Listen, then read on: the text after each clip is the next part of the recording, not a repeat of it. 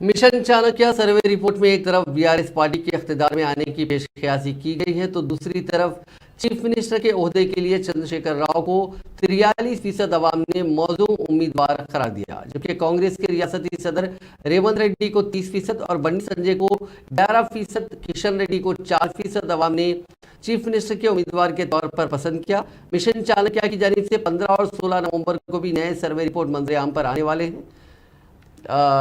इसके अलावा फैक्ट्स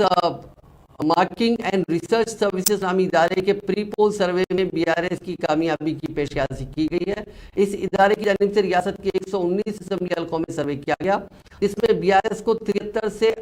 78 सीटों पर कामयाबी मिलने के इम्कान जाहिर किए गए। इस इदारे ने रियासत भर के 17,850 पोलिंग स्टेशन से वाबस्ता 1,12,000 राय दहिंदों से बातचीत करते हुए इस रिपोर्ट को जारी किया, जिसमें कांग्रेस को 25-30 हल्कों में कामयाबी के इम्कान बताए गए, मजलिस को 7-8 और बीजेपी को 6-10 हल्कों में कामयाबी हासिल करने की पेशकशी की गई। इस इदारे ने चीफ मिनिस्टर चंद्रशेखर राव की कारकर्दगी पर भी आवाम की राय हासिल की, जिसमें 36.9% 36.9% ने केसीआर की हुक्मरानी को बहुत अच्छी करार दिया, जबकि 37.2% ने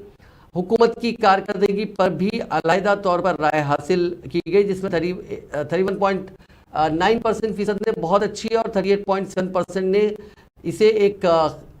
नॉर्मल हुकूमत करार दिया।